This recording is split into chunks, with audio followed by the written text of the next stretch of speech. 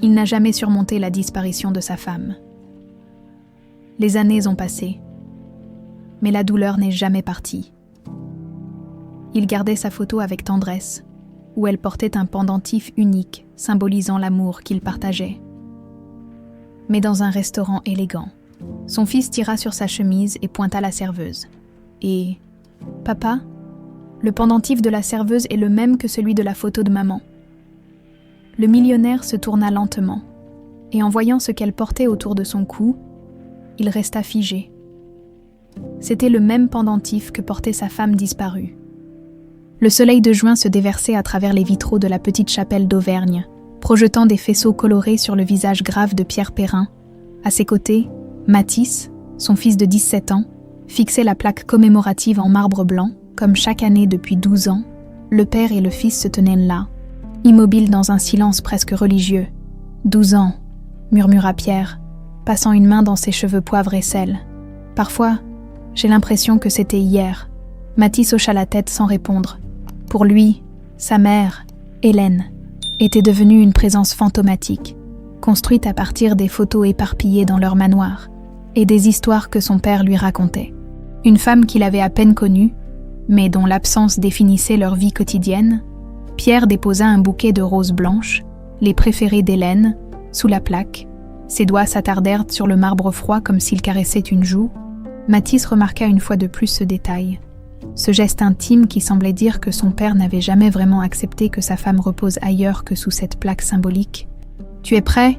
demanda finalement Pierre, la voix légèrement enrouée. « Laure nous attend pour dîner. » Le visage de Mathis se ferma imperceptiblement à la mention de Laure Chevalier.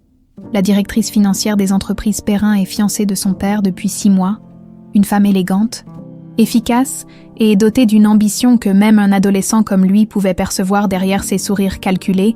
Le trajet du retour se fit en silence dans la Bentley, avec le chauffeur qui jetait parfois des regards furtifs dans le rétroviseur. Mathis se perdait dans la contemplation des paysages montagneux d'Auvergne qui défilaient. Ces mêmes virages, où la voiture de sa mère avait prétendument quitté la route pour s'écraser en contrebas, un accident dont on n'avait retrouvé que des débris, et ce pendentif en forme de croissant de lune avec une émeraude, que son père gardait précieusement dans un écrin. La soirée au manoir Perrin se déroula comme toutes les autres qui suivaient leur pèlerinage annuel. Le dîner préparé par le chef, impeccablement servi dans la salle à manger aux boiseries anciennes, Laure, dans une robe bleu nuit, dirigeant la conversation avec cette assurance qui la caractérisait. « Pierre, tu as prévu de rencontrer les investisseurs singapouriens la semaine prochaine, n'est-ce pas ?» demanda-t-elle en sirotant son vin. Pierre acquiesça distraitement, son regard se perdant régulièrement vers le grand portrait d'Hélène qui trônait au-dessus de la cheminée. « Pierre », insista doucement Laure. « Pardon, oui, bien sûr. » Mathis observait ce ballet subtil où Laure tentait d'ancrer son père dans le présent. Tandis que l'ombre d'Hélène continuait de planer sur eux, il repoussa son assiette à peine entamée. « Je peux quitter la table. J'ai un devoir de physique à terminer. » Son père lui lança un regard reconnaissant. Ces soirées étaient aussi pénibles pour lui que pour son fils, et hocha la tête. Mathis s'éclipsa, sentant le regard de Laure qui le suivait jusqu'à la porte. Dans sa chambre, il ne travailla pas sur son prétendu devoir. Comme souvent, il sortit l'album photo de ses parents et l'ouvrit à sa page préférée, sa mère au piano, jouant ce morceau qu'elle adorait, Clair de lune. Le pendentif en croissant de lune brillait à son cou sur toutes les photos. Un bijou de famille transmis de génération en génération, lui avait expliqué son père. Un bruit de pas dans le couloir le fit ranger précipitamment l'album. La porte s'entr'ouvrit, laissant apparaître le visage de Laure. « Tout va bien, Mathis. » Il hocha la tête sans répondre. Elle lui sourit, mais le sourire n'atteignit pas ses yeux. « Je sais que cette journée est difficile pour ton père et toi. Merci de votre compréhension, » répondit-il poliment, regrettant aussitôt le formalisme de sa réponse qui creusait encore davantage le fossé entre eux. Quand elle referma la porte, Mathis sentit une vague de culpabilité l'envahir. Après tout, Laure essayait d'être gentille, à sa manière. Ce n'était pas sa faute. Si son père ne l'aimait manifestement pas de la même façon qu'il avait aimé Hélène, personne ne pourrait jamais remplacer sa mère. Voilà ce que son instinct lui soufflait depuis toujours. 3 jours plus tard, l'imprévu bouleversa leur routine bien huilée. Pierre avait un dîner d'affaires et, pour une fois, avait suggéré à Mathis de l'accompagner. « Ce sera moins formel qu'avec les investisseurs habituels », avait-il expliqué. Et puis, ça te fera sortir un peu ?» Mathis avait accepté. Surpris par cette invitation inhabituelle, plus étonnant encore fut le choix du restaurant. La cuisine de Madame Raymonde, un établissement modeste dans la périphérie de Lyon, loin des restaurants étoilés que fréquentait habituellement son père. « Pourquoi ici ?» demanda Mathis en observant la devanture simple mais accueillante. « Je suis fatigué des endroits où tout le monde me reconnaît, » admit Pierre. « Ici, je ne serai qu'un client ordinaire. Et puis, on m'a dit que leur cuisine était authentique. L'intérieur était chaleureux, avec des nappes à carreaux et des bougies sur chaque table. Une femme âgée aux traits marqués mais au regard vif les accueillit. « Madame Raymonde, je présume ?» demanda Pierre avec un sourire. « Elle-même » confirma-t-elle avec une légère inclinaison de la tête. « Votre invité est en retard, mais nous avons votre table prête. Solène s'occupera de vous. » Ils s'installèrent près d'une fenêtre donnant sur un petit jardin. Mathis remarqua que son père semblait plus détendu qu'il ne l'avait été depuis longtemps. Loin des regards inquisiteurs et des attentes de son monde habituel, quand la serveuse s'approcha de leur table, Mathis était absorbé par le menu. Ce ne fut que lorsqu'elle parla, avec une voix douce et légèrement mélodieuse, qu'il leva les yeux. « Bonsoir, messieurs. Puis-je vous proposer quelque chose à boire en attendant votre invité ?» Mathis sentit son souffle se couper. La femme qui se tenait devant eux avait une quarantaine d'années, le visage fin, quelques fines cicatrices près de la tempe et des cheveux châtains attachés en chignon simple. Mais ce qui attira irrésistiblement son regard fut le pendentif qui brillait à son cou, un croissant de lune avec une petite émeraude. Le temps sembla s'arrêter. Ses yeux allaient du pendentif au visage de la serveuse, cherchant des traits familiers malgré lui. Son cœur battait si fort qu'il avait l'impression que toute la salle pouvait l'entendre. « Papa » murmura-t-il, la voix à peine audible. Le pendentif de la serveuse est identique à celui sur les photos de maman. Pierre, qui était en train de répondre à la serveuse, s'interrompit net, ses yeux se fixèrent sur le bijou, puis remontèrent lentement vers le visage de la femme. Elle dut sentir l'intensité de son regard, car elle porta inconsciemment la main à son pendentif, dans un geste protecteur que Mathis trouva étrangement familier. « Est-ce que tout va bien, messieurs ?» demanda Solène, visiblement mal à l'aise face à leur soudaine attention. Pierre était comme pétrifié, son teint devenu soudainement pâle. Mathis vit ses mains trembler légèrement alors qu'il scrutait le visage de la serveuse avec une intensité presque douloureuse.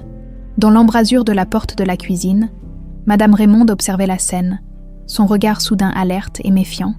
Elle s'avança rapidement. « Solène, il y a une commande urgente en cuisine », intervint-elle brusquement, entraînant la serveuse avec elle avant même que Pierre n'ait pu prononcer un mot. Père et fils restèrent silencieux, comme frappés par la foudre.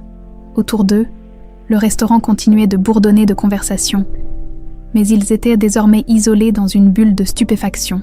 « Papa », chuchota finalement Mathis.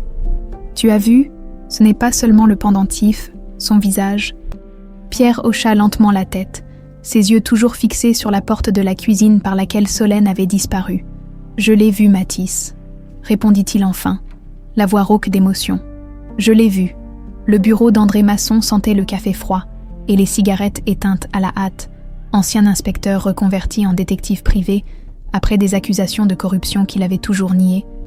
Il observait Pierre Perrin avec un mélange de curiosité et de méfiance. Il n'avait jamais eu affaire à un client aussi fortuné, ni à une affaire aussi délicate. « Donc, vous voulez que j'enquête sur cette serveuse, Solène, c'est ça ?» Pierre hocha la tête, le regard hanté par ce qu'il avait vu 3 jours plus tôt. « Je veux tout savoir sur elle, d'où elle vient, depuis combien de temps elle travaille dans ce restaurant, et surtout, » il s'interrompit, conscient de l'absurdité de ce qu'il allait dire. « Je veux savoir pourquoi elle porte un bijou identique à celui de ma femme disparue. » Masson pencha légèrement la tête. Évaluant la situation, il avait suivi l'affaire Hélène Perrin à l'époque, comme toute la France, une riche héritière disparue dans un accident de voiture dont on n'avait jamais retrouvé le corps. Les rumeurs avaient enflé, puis s'étaient taries. 12 ans plus tard, l'affaire ressurgissait sous la forme la plus improbable. « Perrin, je dois vous demander, considérez-vous la possibilité que cette femme soit votre épouse ?» Le silence s'épaissit dans la pièce. Pierre fixait la fenêtre, le soleil jouant sur les rides que ces 12 dernières années avaient creusées sur son visage.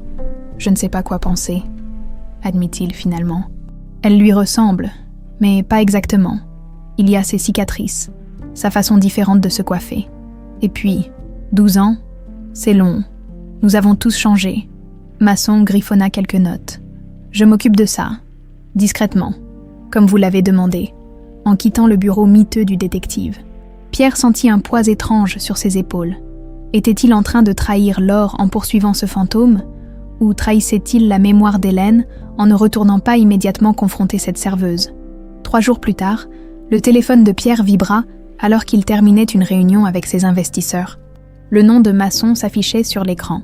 Il s'excusa et se retira dans un coin tranquille du couloir. « J'ai des informations », annonça Masson sans préambule. « On peut se voir. » 1 heure plus tard, ils étaient assis dans la voiture anonyme du détective, garée près d'une école primaire à la périphérie de Lyon. « Solène Martin ?» commença Masson en feuilletant son carnet. « Officiellement, elle existe depuis exactement 12 ans, pas de documents antérieurs.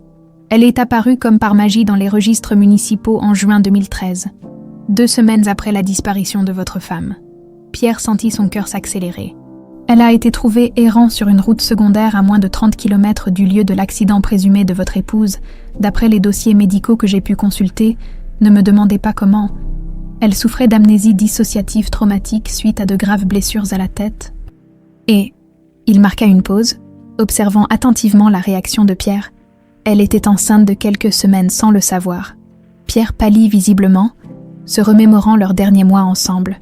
Hélène avait été différente, parfois distraite, mais il avait mis cela sur le compte de son travail acharné pour une œuvre de charité.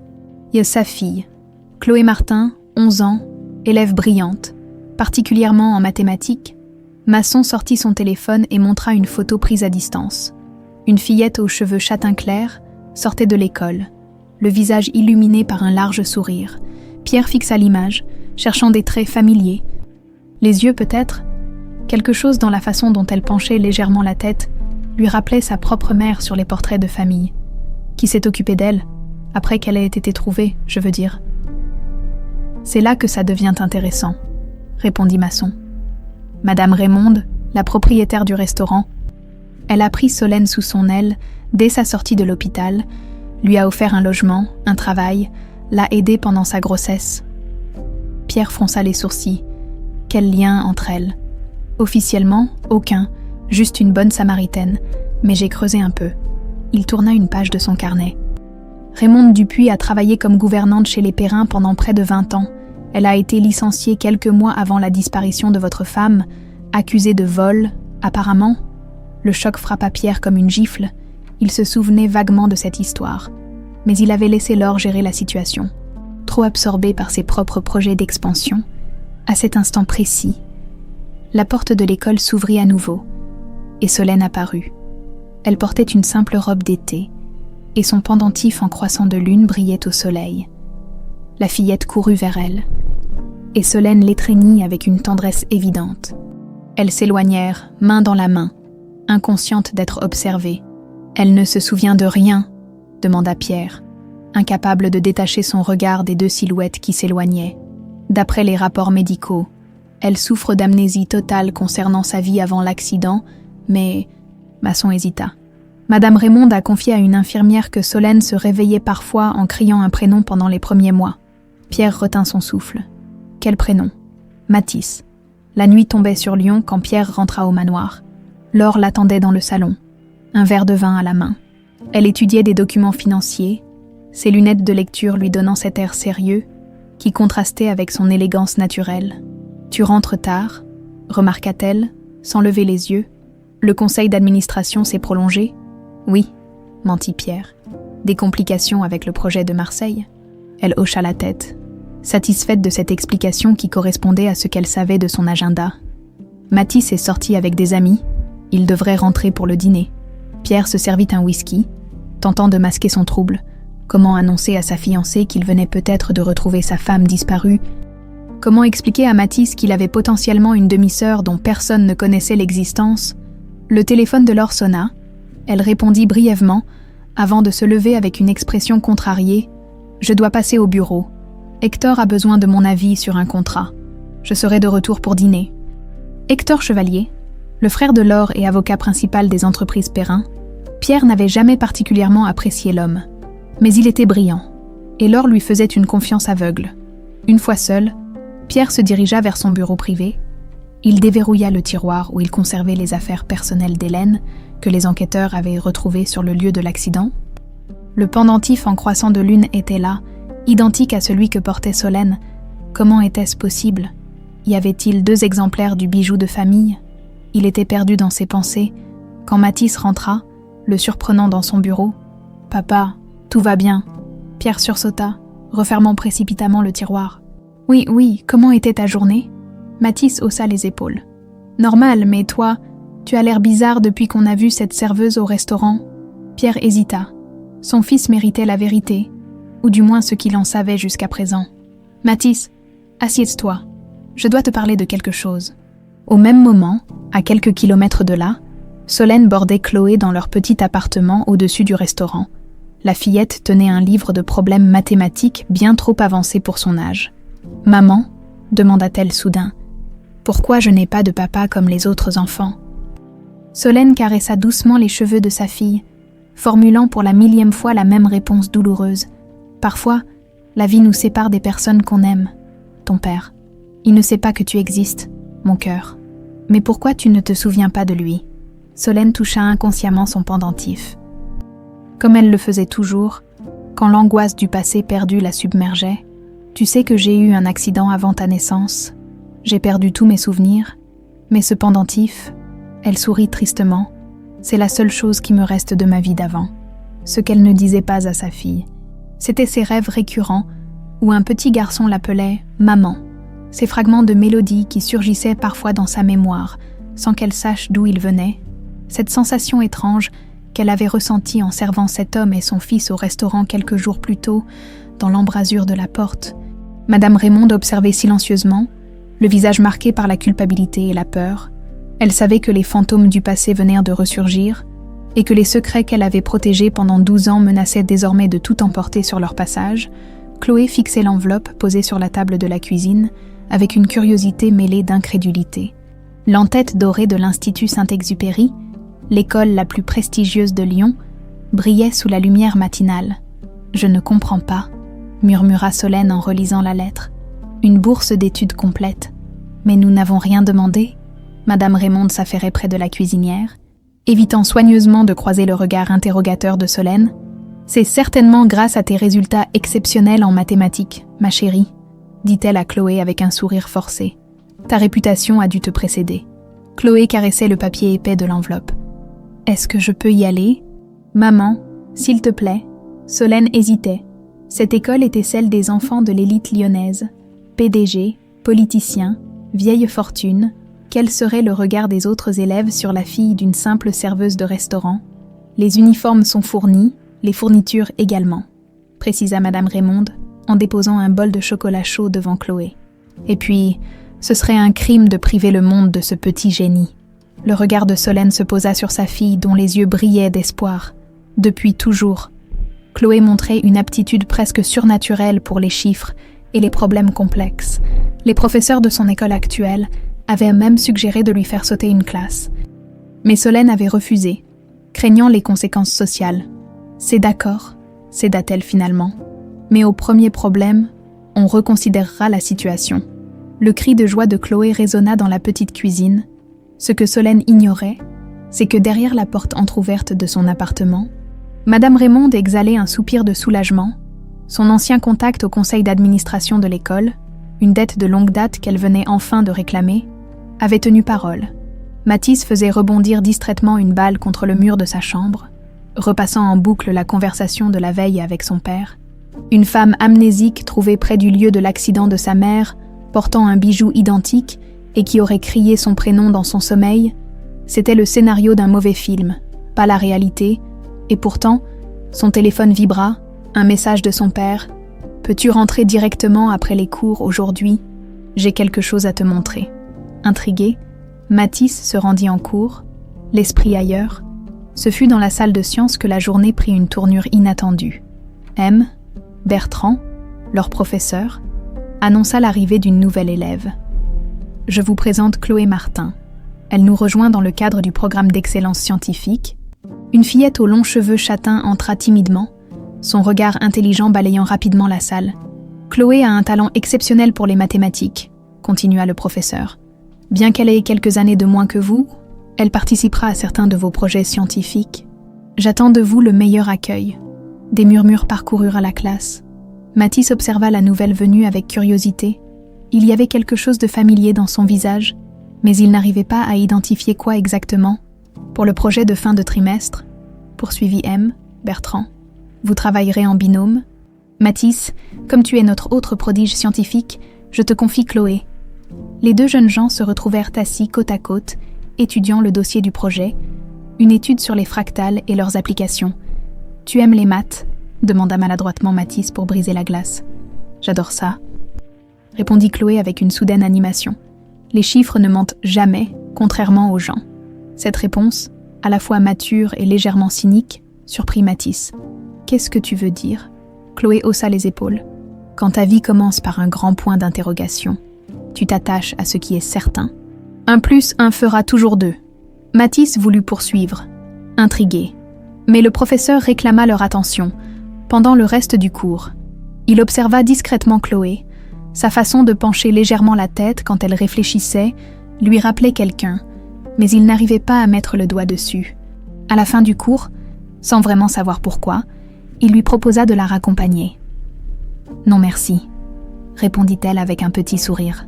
« Ma mère vient me chercher. Elle est un peu surprotectrice depuis... enfin, toujours. Une autre fois peut-être, pour travailler sur le projet. » Chloé acquiesça avant de s'éloigner. Mathis la suivit du regard, frappé par une sensation étrange qu'il n'arrivait pas à nommer. Une impression de déjà-vu, comme si cette rencontre était prédestinée. Dans le spacieux bureau d'acajou des entreprises Perrin, Laure raccrocha son téléphone, le visage tendu. Elle se leva pour verrouiller la porte, avant de composer un numéro sur son portable personnel. « Hector, c'est moi, on a un problème. » De l'autre côté de la ligne, son frère écouta sans l'interrompre. Pierre a engagé un détective. Il enquête sur une femme qui ressemblerait à Hélène. Un silence pesant s'installa, puis la voix d'Hector, habituellement si mesurée, trahit une inquiétude profonde. « Quelle femme ? Une serveuse dans un restaurant, apparemment. Elle porte un bijou similaire à celui d'Hélène. »« C'est impossible, » murmura Hector. « On a vérifié, elle ne pouvait pas survivre à ça. » Laure se massa les tempes, sentant poindre une migraine. « Je vais me renseigner davantage. En attendant, surveille ton téléphone si jamais Pierre te contacte. Je sais ce que j'ai à faire. » coupa sèchement Hector. « 12 ans de travail, Laure. 12 ans pour te positionner là où tu es. On ne peut pas laisser une coïncidence tout détruire. » Après avoir raccroché, Laure resta immobile.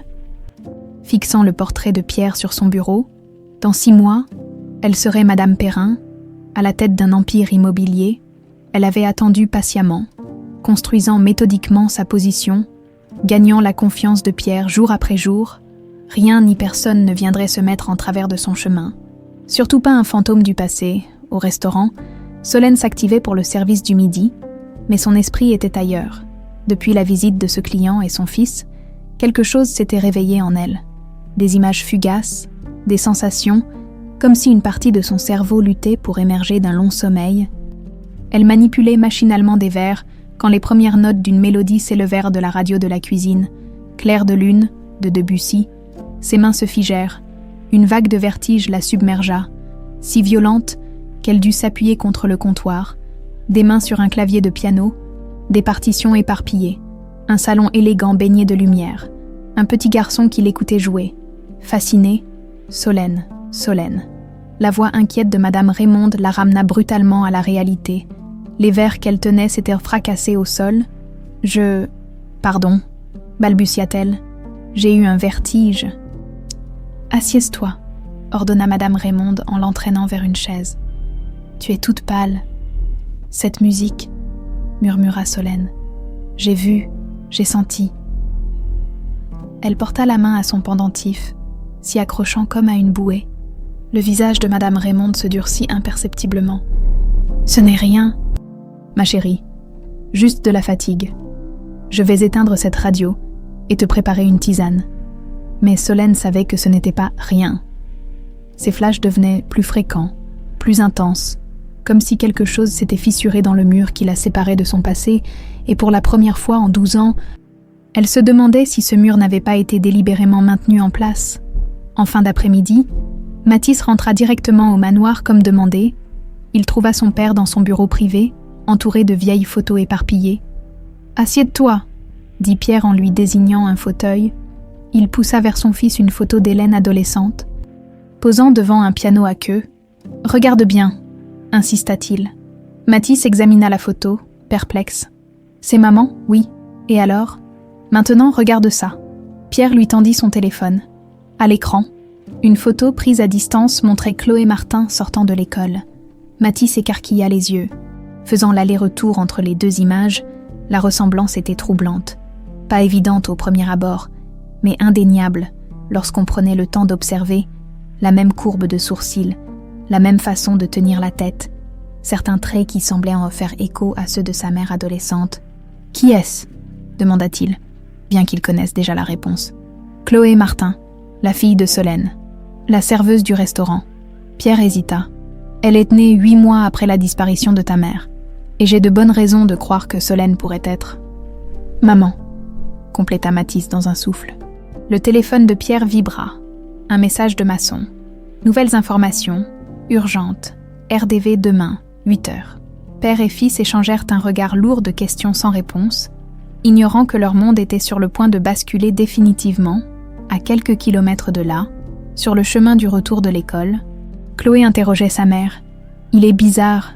Ce garçon avec qui je dois faire le projet, Mathis Perrin, il me regardait comme s'il me connaissait. » Solène tressaillit légèrement au nom de Mathis, sans comprendre pourquoi. « Perrin ?» répéta-t-elle, comme l'homme qui est venu au restaurant l'autre jour. « Je ne sais pas », répondit Chloé en haussant les épaules. « Mais il est gentil, et il a les mêmes yeux que moi. » Cette remarque innocente resta suspendue dans l'air, première pièce d'un puzzle dont personne ne pouvait encore deviner le motif final. La bibliothèque de l'Institut Saint-Exupéry baignait dans une lumière dorée en cette fin d'après-midi. Mathis observait discrètement Chloé qui griffonnait des équations complexes avec une facilité déconcertante. 3 jours s'étaient écoulés depuis leur première rencontre, et il avait proposé cette séance de travail sur leur projet commun. « Comment tu fais ça ?» demanda-t-il, admiratif devant la rapidité avec laquelle elle résolvait des problèmes qui lui prenaient 3 fois plus de temps. Chloé haussa les épaules. « Je ne sais pas. Je vois juste les chiffres s'organiser dans ma tête, comme des constellations. » Cette réponse fit sourire Mathis. Sa mère avait exactement la même façon d'expliquer son affinité pour la musique. Elle voyait des motifs là où d'autres ne voyaient que des notes éparpillées. « Tes parents aussi sont doués en maths ?» demanda-t-il, feignant la désinvolture. Le visage de Chloé s'assombrit légèrement. « Juste ma mère. Enfin, je suppose. Elle est douée avec les chiffres pour la comptabilité du restaurant, mais... » Elle hésita. « Je ne connais pas mon père, et ma mère ne se souvient pas de lui. » « Comment ça, ne se souvient pas ? Elle a eu un accident avant ma naissance. Amnésie totale. Elle ne se rappelle rien de sa vie d'avant. » Chloé toucha inconsciemment son cou, comme si elle cherchait quelque chose. C'est bizarre de ne pas connaître la moitié de son histoire, tu sais, comme un livre dont on aurait arraché les premières pages. Mathis sentit son cœur s'accélérer. Tout concordait avec ce que son père lui avait révélé. Il observa plus attentivement Chloé, la forme de ses yeux, certaines expressions. Il y avait quelque chose de familier, comme un écho lointain des portraits de famille qui ornaient les murs du manoir Perrin. « Et toi ?» demanda Chloé, le ramenant à la réalité. « Tes parents. Mon père dirige Perrin Immobilier, ma mère. » Il hésita, choisissant soigneusement ses mots. « Elle a disparu dans un accident de voiture quand j'avais 5 ans. On n'a jamais retrouvé son corps. » Les yeux de Chloé s'écarquillèrent. « Je suis désolée. Je ne savais pas. » Un silence s'installa, chargé d'une connexion inexplicable. 2 enfants, 2 histoires incomplètes, et ce sentiment tenace que leurs puzzles respectifs contenaient des pièces complémentaires. « Tu as une photo d'elle ?» demanda finalement Chloé. Mathis sortit son téléphone et fit défiler les images jusqu'à une photo de sa mère au piano. Chloé l'examina attentivement avant de froncer les sourcils. Ce pendentif qu'elle porte, ma mère en a un identique, un croissant de lune avec une émeraude. Mathis s'efforça de masquer son trouble. Vraiment, c'est une coïncidence étrange. Chloé le fixa intensément. Je ne crois pas aux coïncidences. Mathis, seulement aux probabilités, et la probabilité que 2 femmes portent exactement le même bijou rare et que leurs enfants se retrouvent à faire un projet ensemble 12 ans plus tard, est statistiquement improbable, conclut-il avec un demi-sourire.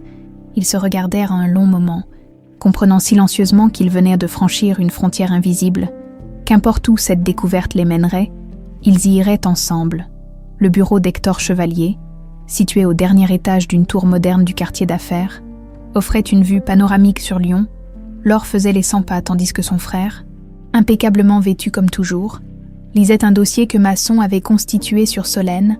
Une source au sein du cabinet du détective leur avait transmis une copie. « C'est impossible », répéta Hector pour la 3e fois. « Elle ne peut pas avoir survécu.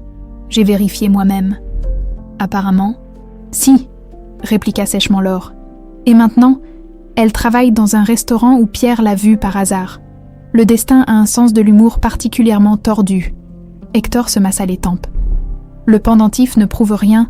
Elle aurait pu le trouver sur le lieu de l'accident. Et son visage.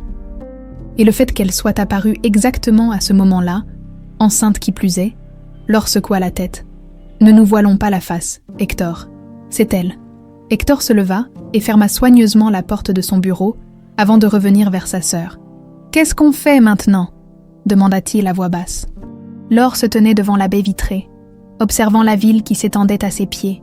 Elle avait travaillé trop dur, attendu trop longtemps pour tout perdre maintenant. On doit savoir ce qu'elle se rappelle exactement, si elle ne se souvient de rien, si elle est heureuse dans sa nouvelle vie. Peut-être qu'on peut juste la laisser tranquille. Hector émit un rire sans joie. Tu crois vraiment que Pierre laissera tomber maintenant qu'il a des soupçons, qu'il renoncera à la mère de son fils et à la mère de sa fille? Apparemment, ajouta Laure amèrement, cette gamine, Chloé, elle doit être de lui. Un silence pesant s'installa.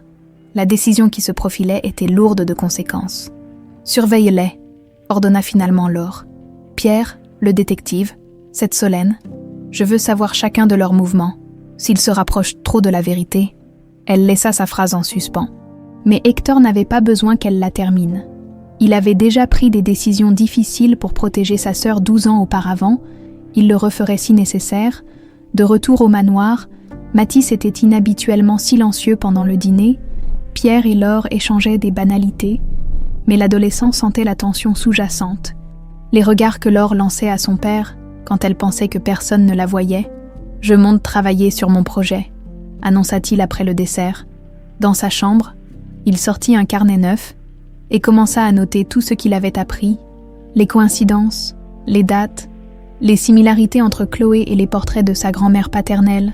Il dessina une chronologie, connectant les événements avec des flèches. Puis il se rappela soudain quelque chose que son père lui avait mentionné des années auparavant. Un refuge dans les montagnes, un chalet que sa mère adorait, un endroit que son père avait conservé intact, comme un sanctuaire de souvenirs. Il se glissa silencieusement dans le couloir, puis dans le bureau de son père. Le manoir était ancien, truffé de systèmes d'interphone désuets que Mathis avait découvert enfant et qu'il utilisait alors pour espionner les réunions d'affaires. Par habitude, il activa l'interphone reliant le bureau à la chambre principale. Au moment où il ouvrait le tiroir, où son père gardait les clés du chalet, des voix étouffées lui parvinrent à travers l'interphone qu'il avait laissé allumer. Laure et son frère Hector, qui venaient apparemment d'arriver. « Ne pouvons pas laisser cette histoire ressurgir », disait Hector. « Si Pierre découvre que nous sommes responsables de l'accident d'Hélène. » Mathis se figea, le sang glacé dans ses veines. « Baisse la voix », siffla Laure. « Les murs ont des oreilles. »« Qui pourrait nous entendre ?» répondit Hector avec dédain. « Pierre est sorti voir ce détective, et le gamin est dans sa chambre. »« Ça n'était pas censé se passer comme ça, » reprit Laure. « On voulait juste l'effrayer pour qu'elle arrête de fouiner dans nos affaires. Je ne pensais pas que tu la pousserais dans ce ravin. Elle m'a confronté directement sur la route, » se défendit Hector. « Elle avait des documents compromettants. Qu'est-ce que je devais faire ?» Mathis sentit la nausée l'envahir. Ses jambes tremblaient tellement qu'il dut s'appuyer contre le bureau. Sa mère n'avait pas eu d'accident. Elle avait été assassinée, ou du moins, ils avaient essayé de l'assassiner. Avec des gestes mécaniques, il prit la clé du chalet et coupa l'interphone. Il devait sortir d'ici, réfléchir, parler à Chloé. Il devait trouver des preuves. Le lendemain, malgré une nuit blanche, Mathis contacta Chloé à la première heure. « J'ai besoin de te parler, c'est urgent. » Ils se retrouvèrent dans un parc près de l'école. Mathis, le visage pâle et les traits tirés, lui raconta tout, les soupçons de son père. La conversation surprise, le chalet dans les montagnes. « Tu crois vraiment que ma mère pourrait être la tienne ?» demanda Chloé, abasourdie. « Je ne sais pas, » admit Mathis. « Mais je sais que Laure et son frère ont essayé de tuer ma mère il y a 12 ans, et je sais que ta mère est apparue à ce moment-là, sans souvenir, avec ce même pendentif. » Chloé réfléchit un instant. « Si c'est vrai, alors je serai ma sœur, » compléta Mathis. « Ma demi-sœur, plus précisément. » Un mélange d'émotions passa sur le visage de Chloé. Choc, incrédulité, mais aussi une étrange forme d'espoir. « Le chalet ?» dit-elle finalement. « On doit y aller. Si ta mère y cachait des documents importants. Comme tu le dis, peut-être qu'on y trouvera des preuves. » Mathis acquiesça. « J'ai la clé. On peut y aller ce week-end. Je dirai que je vais chez un ami pour travailler sur notre projet. Et moi, je dirai que je suis chez une amie de l'école. Maman sera au restaurant toute la journée samedi. » Ils scellèrent leur pacte d'un regard, 2 adolescents unis par un mystère qui dépassait tout ce qu'ils auraient pu imaginer, déterminés à découvrir une vérité enfouie depuis 12 ans. Ce qu'ils ignoraient, c'est qu'une berline noire stationnée de l'autre côté du parc les observait attentivement. À l'intérieur, un homme prenait des photos et passait un appel. « M, chevalier, les enfants sont ensemble. Ils complotent quelque chose. » Dans son bureau luxueux, Hector raccrocha lentement, un pli soucieux barrant son front. Les pièces de l'échiquier commençaient à se déplacer dangereusement vite. Les routes sinueuses de l'Auvergne se déroulaient comme un ruban gris entre les pentes verdoyantes, à bord du bus qui les menait vers les montagnes. Mathis et Chloé gardaient un silence nerveux, chacun absorbé par ses pensées. Ils avaient réussi à s'échapper comme prévu, mais la réalité de leur expédition commençait à peser sur leurs épaules d'adolescents. « Tu es sûr qu'on fait bien ?» demanda finalement Chloé, contemplant le paysage qui défilait. Mathis serra la clé du chalet dans sa poche. « On n'a pas le choix. On ne peut faire confiance à personne, pas même à mon père pour l'instant. » Pourquoi ? Parce qu'il est aveuglé par Laure. Et s'il confronte Hector sans preuve, qui sait ce qu'il pourrait faire ? Mathis baissa la voix. Ils ont déjà essayé de tuer une fois. Le bus les déposa à un petit village de montagne. De là, ils prirent un sentier forestier, guidés par les instructions que Mathis avait mémorisées dans les vieux albums photos de son père. Après 1 heure de marche, ils l'aperçurent enfin. Un chalet traditionnel en bois sombre, niché au milieu d'une clairière, avec une vue imprenable sur les vallées environnantes. Malgré l'abandon apparent, les lieux étaient remarquablement bien entretenus. « Mon père paye quelqu'un pour s'en occuper », expliqua Mathis en déverrouillant la porte. « Il dit que c'est pour quand il prendra sa retraite, mais je sais qu'il n'y est jamais venu depuis l'accident. » L'intérieur sentait le bois et la lavande séchée. Tout était comme figé dans le temps. Des magazines datant de 12 ans sur la table basse, une tasse à café laissée sur un guéridon, un châle jeté négligemment sur le dossier d'un fauteuil, le sanctuaire parfait d'une vie interrompue. « C'est comme si elle venait juste de sortir », murmura Chloé, parcourant la pièce du regard, avec une émotion qu'elle ne s'expliquait pas. Mathis hocha la tête, la gorge serrée. « Par où on commence ? Si ta mère avait des documents importants, où les aurait-elle cachés ? Pas dans un endroit évident. Elle était méticuleuse. » Mathis réfléchit. « Il y a une pièce à l'étage qui lui servait de bureau. Commençons par là. » Ils montèrent l'escalier en bois qui craquait sous leurs pas. Le bureau d'Hélène était une petite pièce sous les combles, avec une fenêtre en triangle qui encadrait parfaitement la montagne au loin. Un bureau ancien trônait au centre, couvert de papier jauni par le temps. Elle écrivait beaucoup, dit Mathis en effleurant les documents. Des notes pour ses œuvres de charité, des partitions de musique. Chloé examinait attentivement le bureau, tapotant les parois, cherchant un double fond ou une cachette. « Rien ici », soupira-t-elle. « Tu as parlé d'un tiroir secret. » Mathis se frotta le front, tentant de se souvenir. Elle m'avait montré un jour, mais j'étais si petit. Il ferma les yeux, se concentrant. Je me souviens qu'elle disait que c'était notre secret à tous les deux, que même papa ne connaissait pas la cachette. Ils cherchèrent méthodiquement pendant près d'1 heure, inspectant chaque meuble, chaque recoin, épuisés, Ils s'assirent finalement sur le petit canapé près de la fenêtre. « Peut-être qu'on s'est trompé, » dit doucement Chloé. « Peut-être qu'il n'y a rien à trouver. » Mathis secoua la tête obstinément. « Non, je sais qu'elle gardait des secrets ici, c'était... » Soudain, son regard s'éclaira. « Attends, ce n'était pas dans son bureau, c'était dans sa chambre. » Ils se précipitèrent dans la chambre principale, où un grand lit à baldaquin occupait l'espace central. Sur la table de chevet, une photo encadrée montrait Pierre, Hélène et Mathis enfant, tous souriants devant ce même chalet. Mathis s'agenouilla près de la commode en merisier et commença à tirer les tiroirs un à un. C'était ici, j'en suis sûre maintenant. Elle rangeait des choses dans un tiroir qui n'était pas vraiment un tiroir.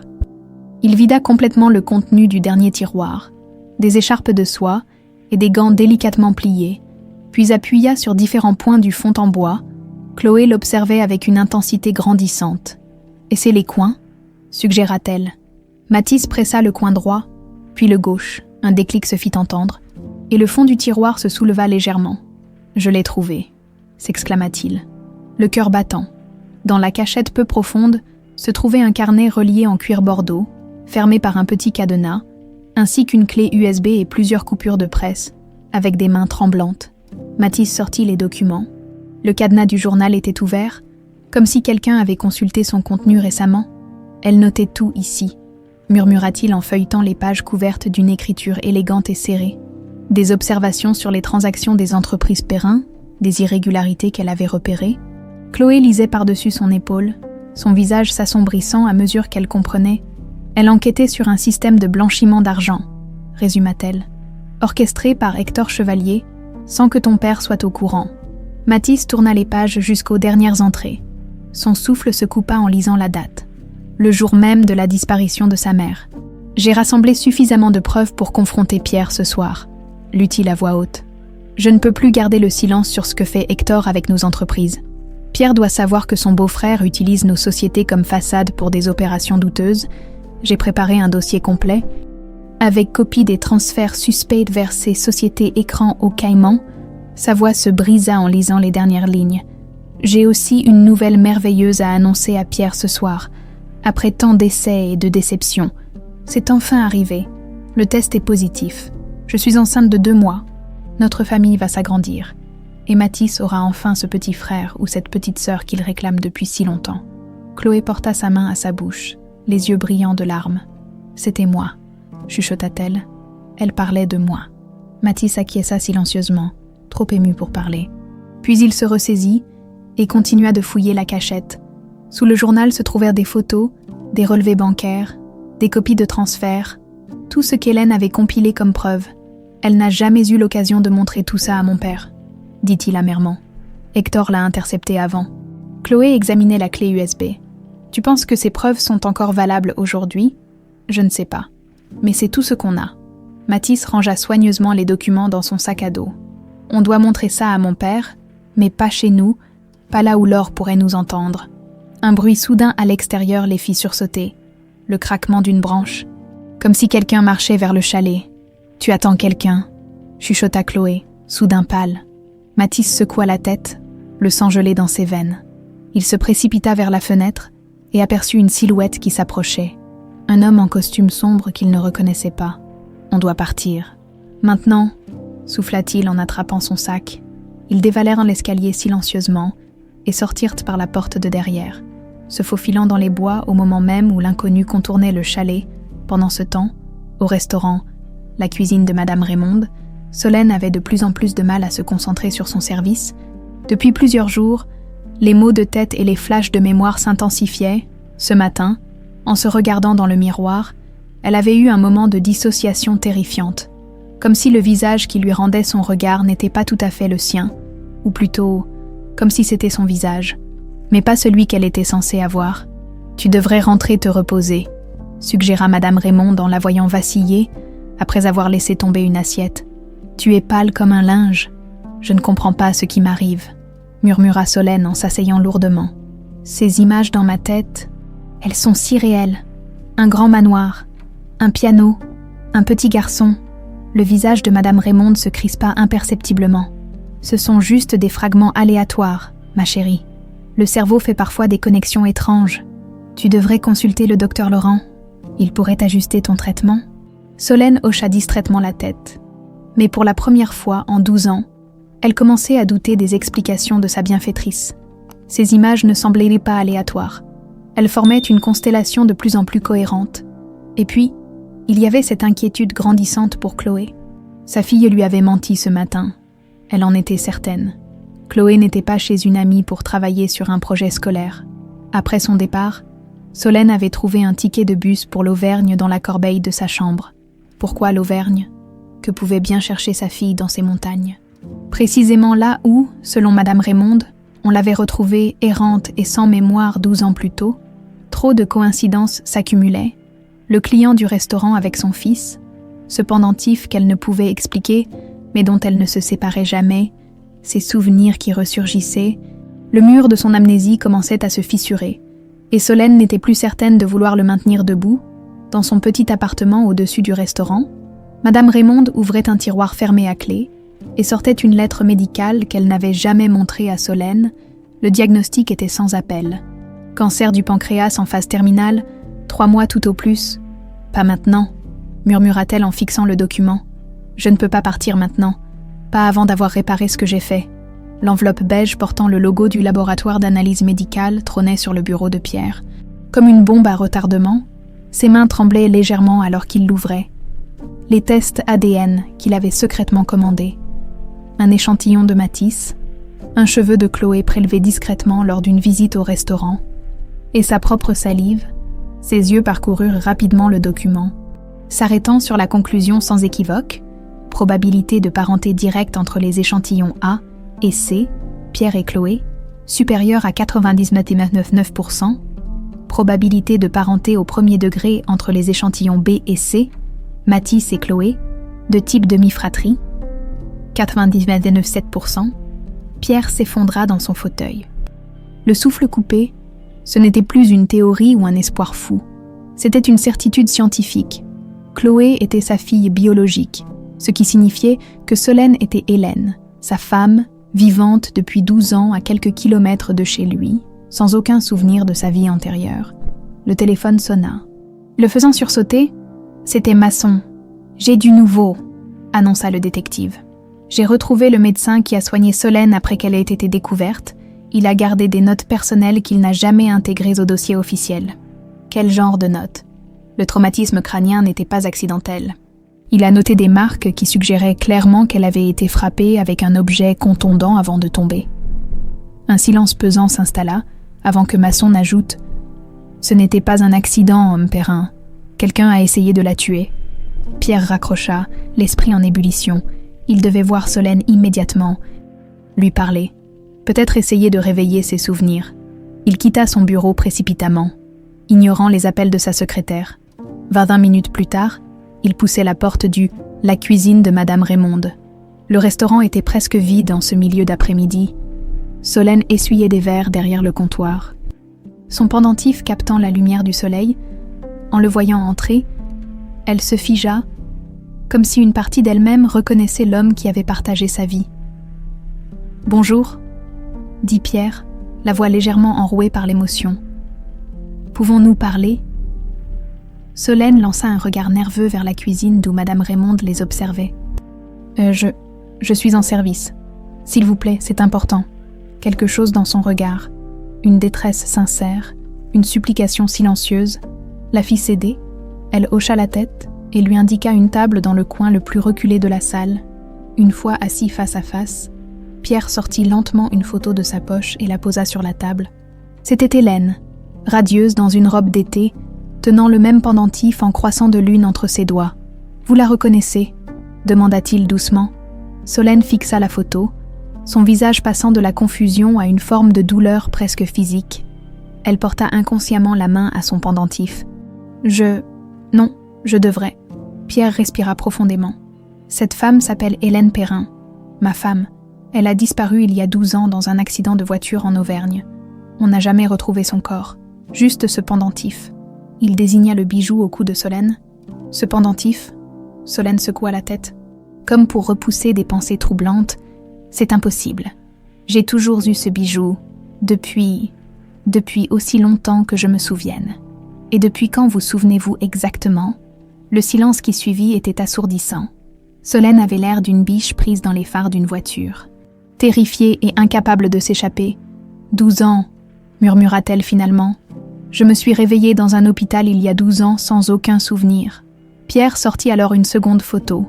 Mathis a 5 ans. Et lui, cette fois, la réaction fut plus viscérale. Solène porta la main à sa bouche, ses yeux s'emplissant de larmes sans qu'elle comprenne pourquoi. « Je fais des rêves », avoua-t-elle dans un souffle. « Un petit garçon m'appelle. Il a peur dans le noir. Je chante pour l'endormir, Elle s'interrompit, le souffle court, comme submergée par des images intérieures. « Mathis », dit doucement Pierre. « Notre fils. » Solène se leva brusquement, renversant sa chaise. « Je ne peux pas, je ne comprends pas ce qui se passe. S'il vous plaît, partez. » À cet instant, Madame Raymonde émergea de la cuisine. « Que se passe-t-il ici ?» demanda-t-elle sèchement en se plaçant aux côtés de Solène comme un rempart protecteur.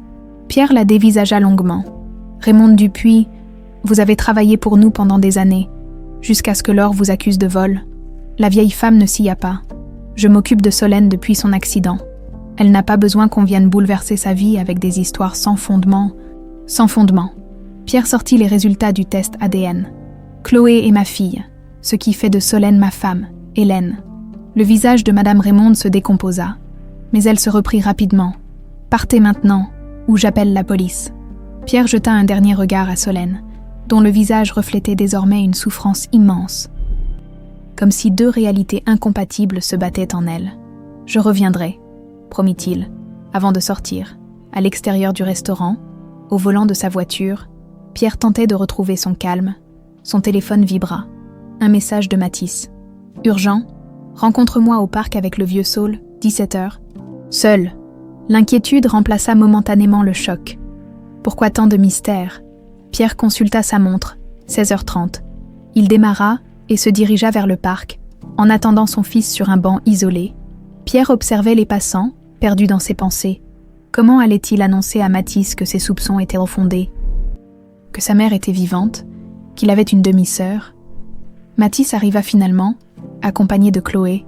Les deux adolescents semblaient nerveux et épuisés. « Papa » commença Mathis. « On sait tout. » Pierre regarda les deux enfants, son fils et sa fille, côte à côte, et fut frappé par leur ressemblance subtile qui lui avait échappé jusqu'alors. « Moi aussi », répondit-il gravement. « J'ai fait un test ADN. Chloé est bien ma fille. » La jeune fille pâlit, malgré leurs suppositions. Entendre la confirmation était bouleversant. « Ce n'est pas tout », poursuivit Mathis en sortant le journal d'Hélène de son sac. « On est allé au chalet aujourd'hui. On a trouvé ça. » Pierre parcourut les pages du journal, son visage s'assombrissant à mesure qu'il découvrait la vérité sur les activités d'Hector, sur la grossesse d'Hélène, sur ses intentions de tout lui révéler le soir de sa disparition. « Ce n'était pas un accident », dit-il d'une voix blanche. « Non », confirma Mathis. « Laure et Hector ont essayé de la tuer pour l'empêcher de révéler leur système de blanchiment d'argent. J'ai entendu leur conversation. » Pierre ferma les yeux, submergé par une rage froide. Pendant 12 ans, il avait côtoyé les assassins de sa femme. Il s'était même fiancé alors. Il avait permis à ces serpents de s'immiscer dans sa vie, dans ses entreprises. « Je vais les détruire », murmura-t-il. « Papa, attends, ce n'est pas si simple. » Mathis jeta un regard inquiet autour d'eux. « Je crois qu'on nous surveille.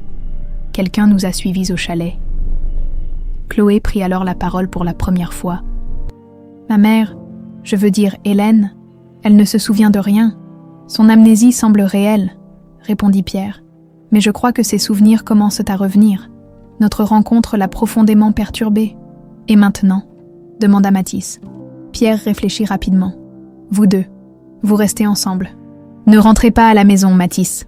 Va chez ton ami Théo comme prévu. » Il se tourna vers Chloé. « Quant à toi, je pense qu'il vaut mieux que tu ne retournes pas non plus chez toi pour l'instant. » « Mais ma mère va s'inquiéter, » protesta Chloé. « Je vais aller lui parler, lui montrer les preuves. Elle doit savoir la vérité, et nous devons la protéger. Laure et Hector sont dangereux, s'ils apprennent qu'on sait. » Il n'acheva pas sa phrase, mais les adolescents comprirent. La situation était explosive. Dans son bureau à la Tour Chevalier, Hector raccrochait son téléphone. le visage tendu. Son informateur venait de lui rapporter les mouvements de Pierre, sa visite au restaurant, sa rencontre avec les enfants. « Alors » demanda Laure, assise face à lui. « La situation nous échappe », admit-il. Pierre a fait un test ADN. Il sait que Chloé est sa fille. Laure pâlit. Et les enfants ? Et ils sont allés au chalet d'Hélène. Mon homme les a vus en sortir précipitamment avec ce qui ressemblait à des documents. Un silence pesant s'installa. Leur château de cartes s'effondrait. « Il me reste une carte à jouer », dit finalement Laure. Elle posa la main sur son ventre avec un sourire froid. « Heureusement que j'ai pris mes précautions. » Hector la dévisagea, incrédule. « Tu es enceinte de 3 mois. Pierre ne le sait pas encore.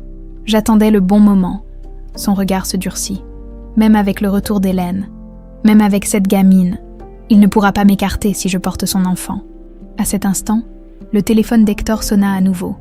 La voix de son informateur semblait urgente. « Quoi encore ?»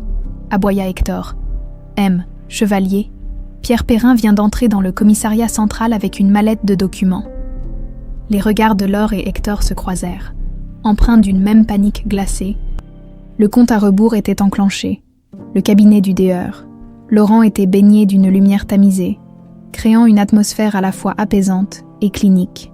Solène, assise au bord d'un fauteuil en cuir, fixait ses mains tremblantes. Face à elle, le psychiatre qui la suivait depuis 12 ans l'observait avec une attention accrue. « Ces flashs de mémoire sont devenus plus fréquents, dites-vous » demanda-t-il en ajustant ses lunettes. « Presque constants maintenant » admit Solène. « Des visages, des lieux, des sensations, comme si je vivais 2 vies en parallèle. » Le médecin hocha la tête, prenant des notes. « Cet homme, Pierre Perrin, prétend que vous êtes sa femme disparue. Comment vous sentez-vous face à cette affirmation ?» Solène ferma les yeux, touchant instinctivement son pendentif. Terrifiée, perdue, mais aussi, elle hésita. Comme si un puzzle s'assemblait enfin, quand j'ai vu la photo de ce petit garçon. « Mathis, quelque chose s'est brisé en moi. J'ai senti une connexion si puissante, si viscérale. Et Chloé dans tout ça. Elle est ma fille, » répondit fermement Solène. « Qu'importe qui j'étais avant, je suis sa mère maintenant. » Le dodeur, Laurent posa son carnet. « Solène, avec votre permission.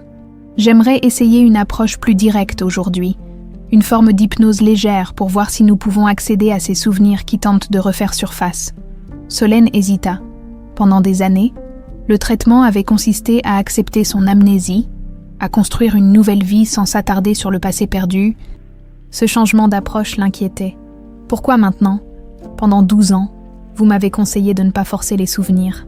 Parce que votre cerveau est prêt. Ces flashs spontanés indiquent que les barrières psychologiques s'effondrent naturellement. » Il se pencha vers elle. « Et parce que selon ce M. Perrin, quelqu'un aurait délibérément tenté de vous tuer, si c'est vrai, vous pourriez toujours être en danger. » Cette perspective glaçante la décida. Elle hocha la tête et s'installa plus confortablement dans le fauteuil. Le processus fut étrangement simple. La voix calme du médecin, la respiration guidée, puis cette sensation de flotter entre 2 états de conscience. Les images vinrent d'abord par fragments désordonnés, un grand manoir lumineux, des roses dans le jardin, ses doigts courant sur les touches d'un piano, le sourire de Pierre, plus jeune, moins marqué par les années. « Continuez », encouragea doucement le docteur. « Laurent, que voyez-vous d'autre ? Mathis, petit, qui court vers elle en riant, le pendentif, offert par sa belle-mère le jour de son mariage, un bureau rempli de documents, des chiffres qui ne correspondaient pas. Soudain, l'atmosphère des souvenirs changea brutalement. Une route de montagne, la nuit, des phares qui apparaissent brusquement derrière elle, une voiture qui la force à s'arrêter, Hector qui sort, le visage déformé par la colère. « Non !» s'écria Solène, son corps se raidissant dans le fauteuil. « Il va me faire du mal. Une dispute, les documents qu'elle tient. Tu vas tout détruire avec tes accusations. » Le premier coup qui la prend par surprise, sa tête qui heurte violemment le capot de la voiture, la sensation de tomber. Solène se redressa brusquement, le souffle court, le visage baigné de larmes. « Il m'a poussé dans le ravin, Hector Chevalier, le frère de Laure. » Le Laurent lui tendit un verre d'eau, visiblement ébranlé par la violence de sa réaction. « Vous vous souvenez de votre nom, de qui vous étiez ?» Elle ferma les yeux, cherchant en elle-même. « Hélène, murmura-t-elle. « Je m'appelle Hélène Perrin. » Le nom sonnait à la fois étranger et profondément familier sur ses lèvres. Pendant ce temps, dans le bureau austère du juge d'instruction, Pierre faisait face à une situation frustrante. « Comprenez-moi bien, M. Perrin, » expliquait patiemment le magistrat. « Vos accusations sont graves, mais les preuves que vous présentez concernent des événements vieux de 12 ans. La prescription pour tentative de meurtre est de 10 ans en France. Et pour le blanchiment d'argent, insista Pierre, contenant difficilement sa colère. 6 ans, répondit le juge avec un soupir. À moins que vous ne puissiez prouver que ces activités se poursuivent aujourd'hui. Pierre serra les poings. Bien sûr que les activités continuaient. Il suffisait de voir la croissance inexpliquée de certaines filiales des entreprises Perrin. Mais rassembler ces preuves prendrait du temps, et le temps était précisément ce qui lui manquait. « Ma femme est vivante », dit-il avec une intensité qui fit lever les yeux au juge. « Elle a été agressée, laissée pour morte, et vit depuis 12 ans sans souvenir à cause de ces personnes, et vous me parlez de prescription. La loi est la loi, M. Perrin, cependant. » Le juge examina à nouveau le dossier. S'il y a eu manipulation médicale pour maintenir votre femme dans cet état d'amnésie, cela pourrait constituer une séquestration psychologique continue, un crime qui, lui, ne serait pas prescrit. Pierre saisit cette ouverture. Le DEUR, Laurent, c'est lui qui suit ma femme depuis le début. Si quelqu'un peut confirmer une manipulation, c'est lui. Le juge hocha la tête. Je vais convoquer ce médecin et examiner les dossiers médicaux. En attendant, je peux délivrer une ordonnance de protection pour votre femme et les enfants, mais pour arrêter les chevaliers, il me faut des preuves solides de crimes récents. En sortant du palais de justice, Pierre sentit son téléphone vibrer. C'était Masson. Perrin, j'ai trouvé quelque chose. Laure Chevalier a pris rendez-vous 3 fois dans une clinique privée ces 2 derniers mois, une clinique spécialisée dans le suivi de grossesse. Pierre s'arrêta net au milieu des marches. Laure, enceinte, l'information tournait dans son esprit comme un carrousel infernal. « Et ce n'est pas tout », poursuivit Masson. « J'ai creusé dans leurs activités récentes. Une nouvelle société écran a été créée il y a 6 mois aux îles Vierges. Les fonds transitent par vos entreprises de Marseille avant d'y être transférés. Le système continue, Perrin. » Un mince sourire se dessina sur les lèvres de Pierre. Voilà les preuves dont il avait besoin. Au restaurant, Madame Raymonde rangeait frénétiquement ses affaires personnelles dans un petit sac de voyage. Sa main tremblante trahissait son angoisse. Dans l'autre pièce, Solène préparait également quelques vêtements pour Chloé et elle-même. « On doit vraiment partir », demanda Solène, émergeant dans l'encadrement de la porte. « C'est trop dangereux ici maintenant », insista Madame Raymonde. « Ces gens t'ont déjà fait du mal une fois. » « Ils recommenceront. » Solène la fixa longuement. « Vous saviez, n'est-ce pas ? Depuis le début, vous saviez qui j'étais vraiment. » La vieille femme s'immobilisa, puis ses épaules s'affaissèrent en signe de défaite. « Oui, » admit-elle finalement. « Je t'ai reconnue immédiatement quand je t'ai trouvée sur cette route. » « Pourquoi m'avoir caché la vérité ?» Madame Raymonde s'assit lourdement sur une chaise. « Parce que j'ai vu ta voiture au fond du ravin, j'ai vu Hector repartir, j'ai compris ce qu'il s'était passé. » Elle leva des yeux brillants de larmes. « S'ils apprenaient que tu avais survécu, ils t'auraient achevé. Je voulais te protéger, toi et ton bébé. » Solène Hélène resta silencieuse, assimilant cette révélation. La colère qu'elle pensait ressentir ne venait pas, à la place, une étrange gratitude. « Vous avez travaillé pour nous, avant, Pierre l'a dit. » Madame Raymonde hocha la tête. 20 ans comme gouvernante chez les Perrin. Jusqu'à ce que Laure m'accuse de vol pour m'éloigner. Elle savait que j'en savais trop sur leur magouille. Le téléphone de Solène vibra. Un message de Chloé. « Avec Mathis, en sécurité, ne t'inquiète pas. » Au moins, sa fille était hors de danger. Mais une partie d'elle s'inquiétait désormais aussi pour Mathis, son fils. Réalisa-t-elle avec un mélange de confusion et d'amour instinctif. « Je dois les voir, » décida-t-elle soudain. « Mes enfants, et Pierre, je dois comprendre qui j'étais, qui je suis vraiment. C'est trop risqué, » protesta Madame Raymonde. « Je ne fuirai pas, » répondit fermement Solène Hélène. « Pas cette fois. J'ai passé 12 ans dans l'ombre, à vivre une demi-vie. Il est temps que je découvre la vérité, toute la vérité. » Comme pour souligner sa détermination, une nouvelle vague de souvenirs la submergea, plus claire, plus cohérente que les précédentes, le jour de son mariage, la naissance de Mathis, les premiers soupçons sur les activités d'Hector, le test de grossesse positif pour Chloé, 2 vies, 2 identités qui commençaient enfin à fusionner, Solène et Hélène, la serveuse et l'épouse, la mère de Chloé et la mère de Mathis, peu importait le nom, elle était les deux à la fois, et il était temps de reprendre ce qu'on lui avait volé. Dans la luxueuse salle de bain de leur penthouse, Laure fixait son reflet dans le miroir, une main posée sur son ventre à peine arrondi, son téléphone sonna. « Hector, ils ont des preuves récentes », annonça-t-il sans préambule, la voix tendue. « Le juge Mercier vient de signer des mandats de perquisition pour nos bureaux et nos domiciles. »« Combien de temps ?»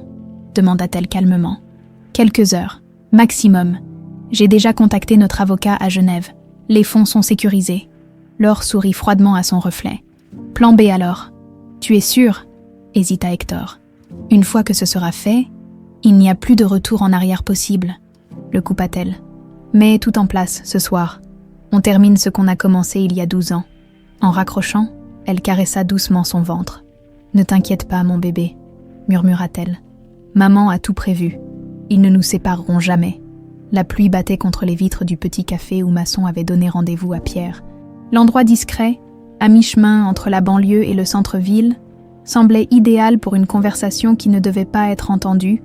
Le détective était déjà là, accompagné d'un homme d'une 60aine d'années, au regard fatigué. « Pierre Perrin, je vous présente Robert Valette », annonça Masson lorsque Pierre s'assit. « Ex-chauffeur d'Hector Chevalier. Il était de service le soir où votre femme a disparu. » Pierre dévisagea l'homme avec intensité. « Vous étiez là. » Valette hocha la tête, les yeux baissés sur son café qu'il n'avait pas touché. « Je devais conduire M. Chevalier à un dîner d'affaires ce soir-là. Mais au dernier moment, il m'a demandé de l'attendre au bureau. Il a pris une autre voiture, celle qu'il utilisait pour ses déplacements personnels. À quelle heure est-il revenu ? Vers 22h30. Il était agité. J'ai remarqué des éraflures sur sa main droite, comme s'il s'était battu. » Valette hésita. Et il y avait du sang sur sa manche. Pas beaucoup, juste quelques gouttes. Il a dit qu'il s'était coupé en changeant un pneu. Pierre sentit son cœur se serrer. L'heure correspondait parfaitement au moment présumé de l'accident d'Hélène. Pourquoi ne pas avoir parlé à la police à l'époque ? Valette eut un rire amer. J'avais un casier pour des bêtises de jeunesse. Chevalier m'a donné une seconde chance en m'embauchant, puis il s'en est servi pour me faire chanter, et puis... Il sortit une enveloppe de sa poche.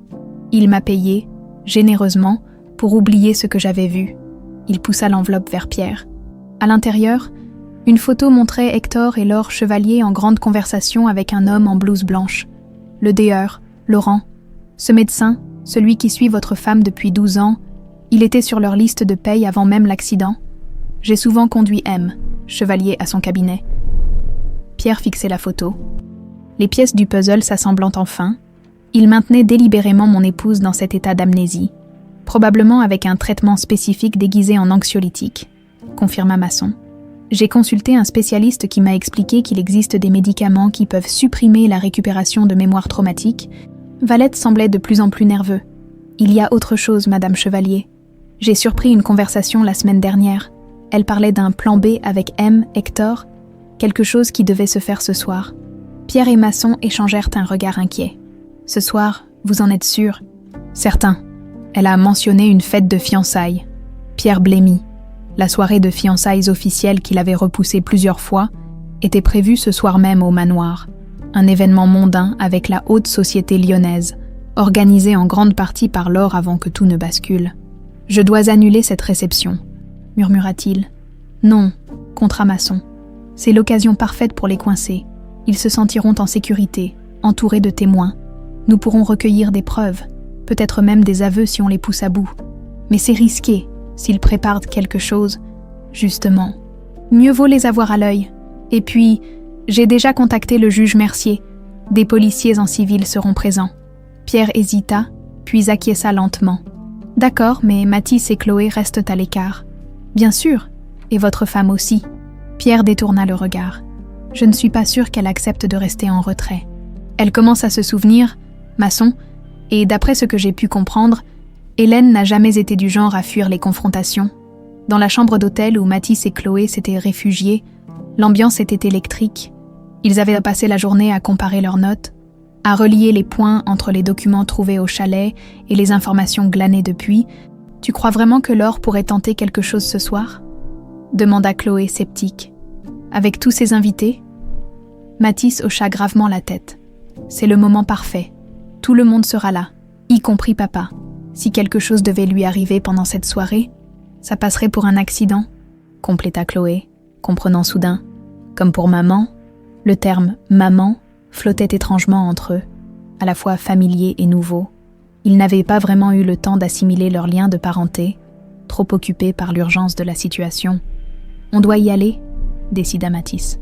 « On ne peut pas laisser papa affronter ça seul. » « Mais il nous a strictement interdit de venir. » « Je sais. » Mathis sourit faiblement. « Mais techniquement, je suis toujours invité. C'est aussi ma maison.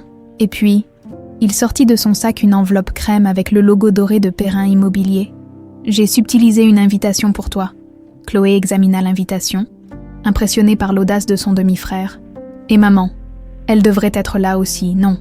J'ai déjà pensé à ça. » Mathis sortit son téléphone et composa un numéro. « C'est pourquoi j'ai aussi envoyé une invitation anonyme à Solène Martin. » Madame Raymonde observait avec inquiétude Solène Hélène, qui se préparait dans la petite salle de bain de leur appartement. La métamorphose était saisissante. Avec ses cheveux soigneusement coiffés et la robe noire simple mais élégante qu'elle avait achetée en urgence, elle ressemblait davantage à Hélène Perrin qu'à la serveuse qu'elle avait été ces 12 dernières années. « Tu es sûre de vouloir faire ça ?»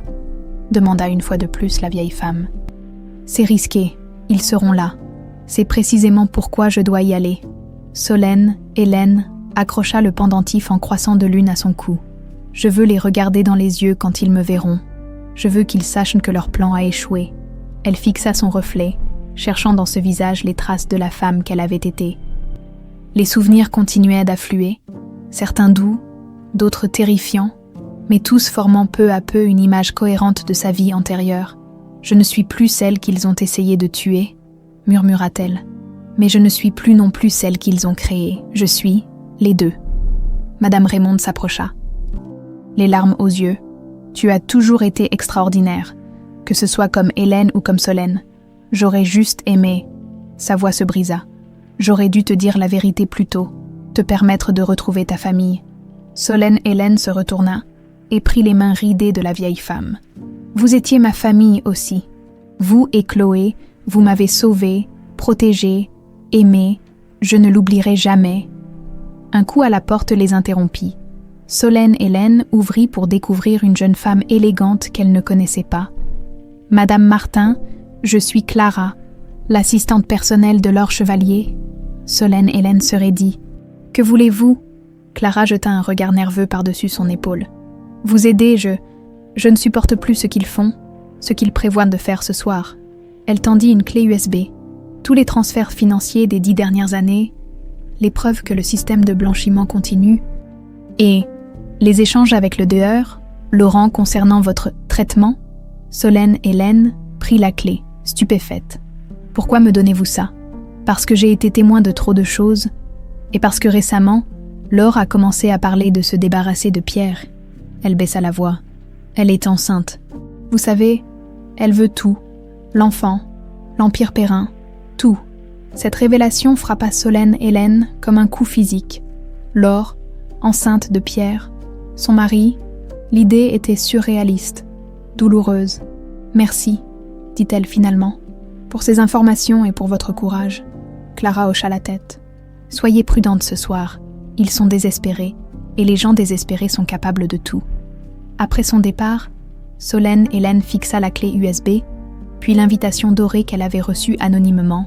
« Je ne serai pas seule ce soir, » dit-elle à Madame Raymonde. « J'aurai mes enfants, Pierre, et maintenant ses preuves. » Une détermination nouvelle brillait dans ses yeux. Il est temps que Laure et Hector Chevalier paient pour ce qu'ils ont fait. Le manoir Perrin brillait de 1000 feux ce soir-là. Les voitures de luxe s'alignaient dans l'allée, déversant l'élite lyonnaise venue célébrer les fiançailles de Pierre Perrin et Laure Chevalier. L'ironie de la situation n'échappait pas à Pierre, qui accueillait les invités avec un sourire figé, scrutant chaque visage à la recherche d'un signe de danger. Masson, habillé en serveur, circulait discrètement parmi les invités. Dans un coin du jardin, 2 policiers en civil attendirent le signal convenu. Laure descendit l'escalier principal dans une robe somptueuse couleur champagne. Sa main posée délicatement sur son ventre encore plat, elle rayonnait, acceptant les félicitations avec une grâce consommée, comme si rien n'avait changé, comme si son monde n'était pas sur le point de s'écrouler. « Où est Mathis ?» demanda-t-elle à Pierre avec un sourire forcé. « Notre fils devrait être là pour ce moment important. »« Notre fils », répéta Pierre avec une froideur à peine voilée. « Je l'ai envoyé chez des amis. Il avait un projet important à terminer. » Le sourire de Laure vacilla légèrement. « Dommage. J'aurais aimé qu'il soit présent quand nous annoncerons la grande nouvelle. » Pierre soutint son regard, luttant contre l'envie de l'affronter immédiatement. « Quelle grande nouvelle, Laure !» Elle s'approcha et chuchota à son oreille. « Notre bébé, bien sûr. 3 mois déjà. N'est-ce pas merveilleux ?» Avant qu'il puisse répondre, un murmure parcourut l'assemblée. Tous les regards se tournèrent vers l'entrée, où une femme venait d'apparaître, malgré les légères cicatrices près de sa tempe. Malgré les 12 années écoulées, il n'y avait aucun doute possible. Hélène Perrin était de retour dans sa maison. Un silence assourdissant s'abattit sur la somptueuse réception. Les conversations s'éteignirent, comme des bougies soufflées par un vent soudain. Tous les regards convergeaient vers cette femme qui se tenait dans l'embrasure de la porte, tel un fantôme élégant venu hanter la fête. Hélène Solène avança lentement dans la salle. Consciente de chaque regard posé sur elle, elle ne connaissait pas ces lieux. Ou plutôt, elle les connaissait mais ne s'en souvenait pas consciemment. Pourtant, son corps semblait se rappeler le chemin. Ses pieds la guidant naturellement à travers cette demeure qui avait été la sienne, le visage de Laure se décomposa. Son teint devenant aussi pâle que sa robe champagne, à quelques mètres de là, Hector, qui discutait avec des investisseurs, laissa tomber son verre qui se brisa sur le marbre dans un tintement cristallin.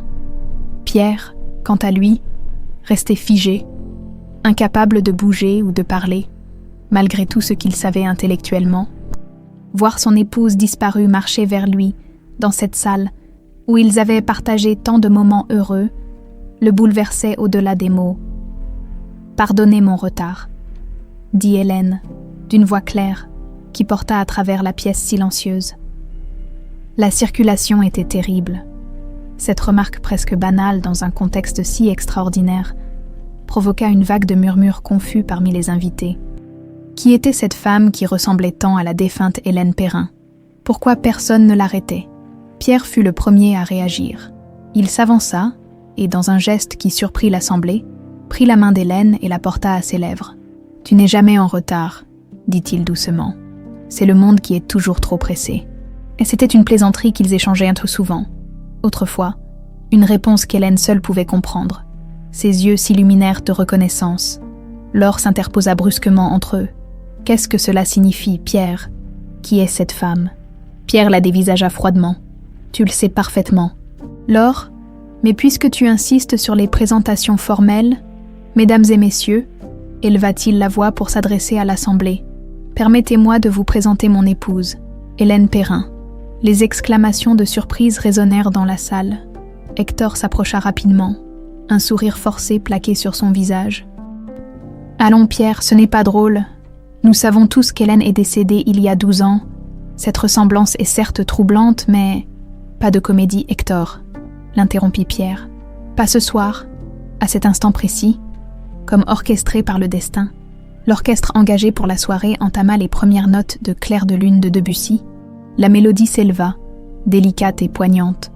Pour Hélène Solène, ce fut comme un électrochoc. Des images défilèrent dans son esprit à une vitesse vertigineuse. Elle au piano, jouant ce morceau, Pierre l'écoutant, un verre de vin à la main, Mathis, petit garçon, s'endormant sur le canapé bercé par la musique. Elle vacilla légèrement, submergée par l'émotion. Pierre la soutint instinctivement. « Tu te souviens ?» murmura-t-il. « Notre morceau, » répondit-elle dans un souffle. « Tu disais que c'était la bande-son de notre histoire. » De l'autre côté de la salle, à l'entrée du jardin d'hiver, Mathis observait la scène. Le cœur battant, à ses côtés, Chloé serrait sa main si fort que ses ongles s'enfonçaient dans sa paume. Ils avaient réussi à se faufiler par l'entrée de service, utilisant les passages que Mathis connaissait depuis l'enfance. « C'est vraiment elle », souffla Chloé. « Notre mère. Mathis hocha la tête. Incapable de parler, voir ses parents réunis après toutes ces années était presque irréel. Laure, comprenant que la situation lui échappait, tenta une dernière manœuvre désespérée. Elle porta théâtralement la main à son ventre. « Pierre, je comprends ta confusion, mais pense à notre enfant, à notre avenir. Cette imposture ne peut que nous blesser tous. » Hélène baissa les yeux vers le ventre de Laure, une ombre de douleur traversant son visage.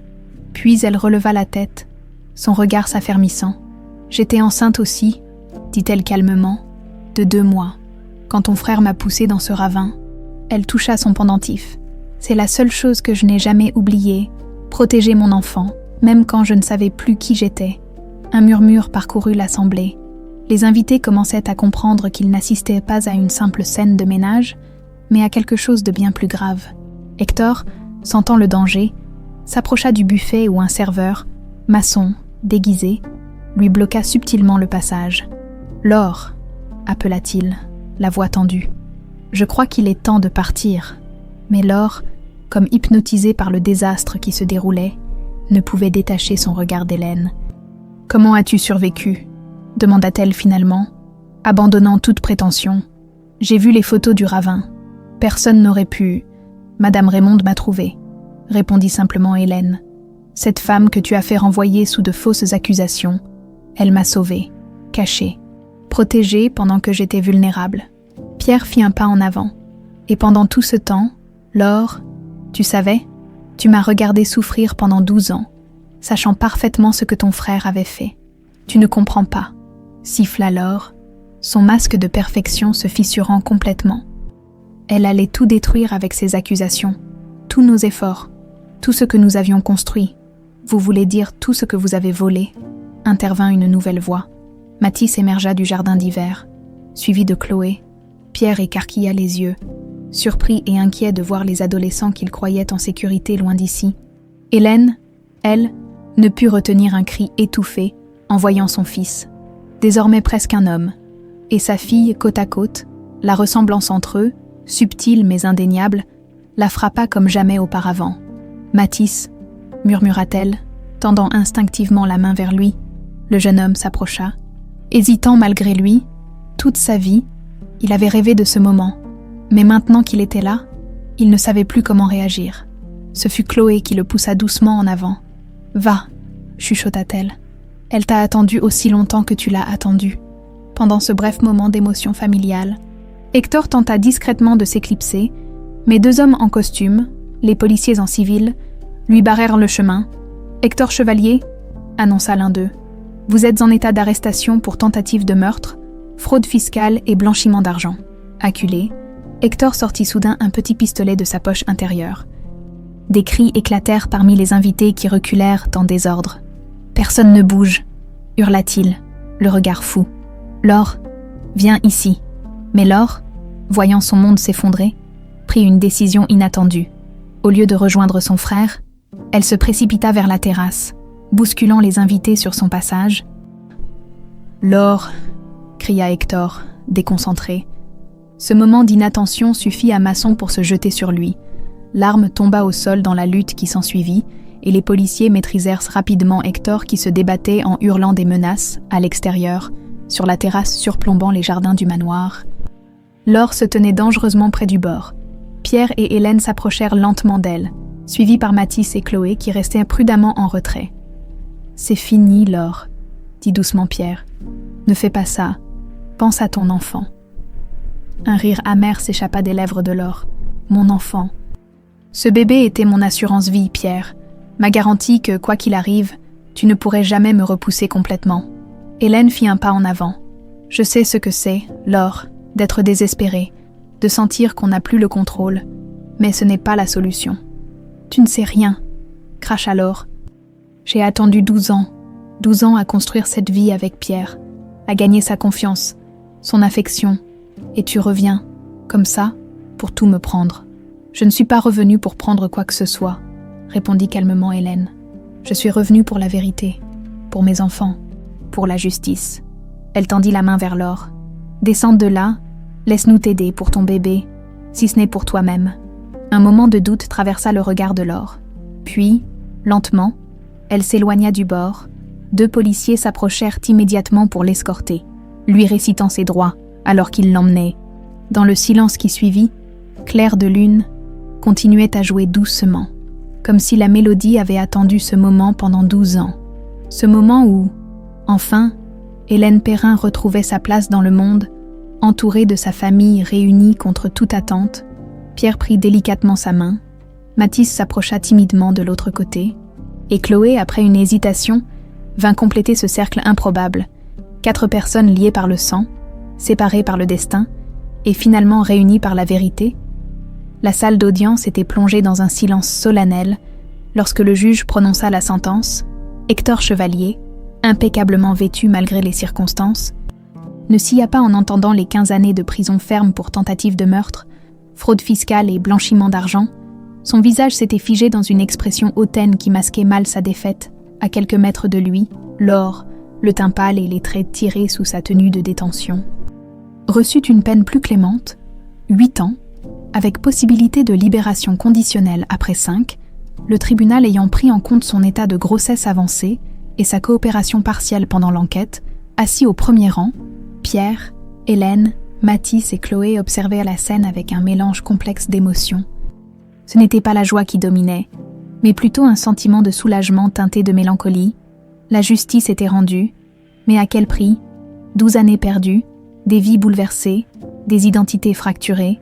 En quittant le palais de justice, Hélène s'arrêta sur les marches, inspirant profondément l'air printanier. 6 mois s'étaient écoulés depuis la soirée où elle avait repris possession de son nom et de son histoire. 6 mois d'ajustements difficiles, de thérapie intensive, de moments de confusion où elle ne savait plus si elle agissait en tant qu'Hélène ou Solène. « À quoi penses-tu » demanda doucement Pierre en la rejoignant. « À l'ironie du destin » répondit-elle. 12 ans à essayer d'oublier qui j'étais, et maintenant, je lutte pour ne pas oublier qui je suis devenue.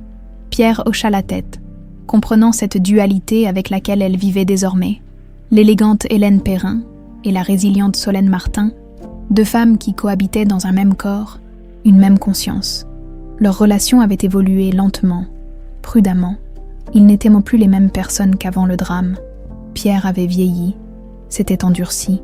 Hélène avait développé une autre personnalité, d'autres habitudes, d'autres instincts. Ils réapprenaient à se connaître, comme 2 étrangers qui partageaient pourtant un passé commun et un amour qui, miraculeusement, avait survécu à l'épreuve du temps et de l'oubli. 3 semaines plus tard, à l'hôpital pénitentiaire de Lyon, Laure donnait naissance à une petite fille. Les complications de l'accouchement l'avaient laissée épuisée, presque apathique, fixant le plafond blanc de sa chambre sécurisée, quand l'infirmière lui apporta le bébé, emmailloté dans une couverture rose pâle.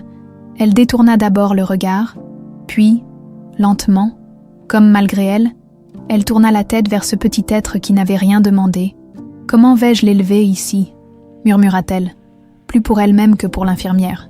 La porte s'ouvrit doucement, révélant une visiteuse inattendue. Hélène, portant un bouquet de fleurs blanches, entra avec l'autorisation spéciale qu'elle avait obtenue du juge. « Qu'est-ce que tu fais là ?» demanda Laure, la voix rauque de fatigue. « Venue savourer ta victoire. » Hélène s'approcha lentement du lit.